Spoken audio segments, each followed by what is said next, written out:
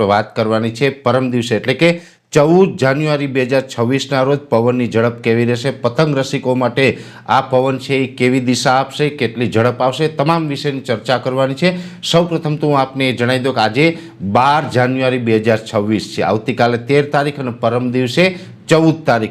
તારીખ એટલે મકર સંક્રાંતિ, આપણે જે આપણું પર્વ મનાવવામાં આવે છે દેશી ભાષામાં આપણે તળપદી શબ્દ પ્રમાણે એને ખીહર પણ કહીએ છીએ અને એને ઉત્તરાયણ પણ કહેવાય છે। એટલે ઉત્તરાયણ છે એના અંદર આપણે જે આપણી પરંપરા છે પતંગ ઉડાડવાની, ગુજરાતભરની અંદર પતંગ ઉડાડવાનું ખૂબ મહત્વ છે ને એમાં પણ ખાસ કરીને મધ્ય ગુજરાત અને દક્ષિણ ગુજરાતના વિસ્તારો છે એની અંદર થોડુંક આનું ક્રેઝ છે એ વધારે પડતો છે। હવે આમ જોવા જઈએ તો દર વર્ષે ઉત્તરાયણના દિવસે પવનની દિશા અને ગતિ છે એ અમુક વિસ્તારમાં સપોર્ટ આપે છે, અમુક વિસ્તારમાં નથી આપતી અને ઘણી વખત ઘણા મિત્રો છે પવનને લઈને ચિંતિત હોય છે। આ વર્ષની વાત કરવા જઈએ તો આ વર્ષે પવનની જે દિશા અને ગતિ છે એ ચોંકાવનારા રહેવાના છે। ચોંકાવનારા એટલા માટે રહેવાના છે કે દિવસભર પવનની જે દિશા છે એ મોટા ભાગે એટલે કે ગુજરાતના 95% વિસ્તારની અંદર ઉત્તરના જ પવનો રહેવાના છે। મોટા ભાગે ઘણી વખત એવું બનતું હોય છે કે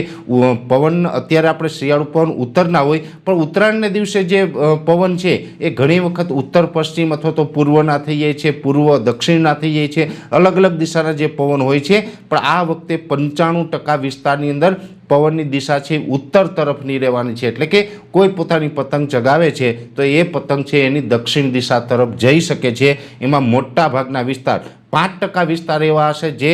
આપણે જે કહી શકાય કે કચ્છના પશ્ચિમ ભાગો છે, એટલે કે જે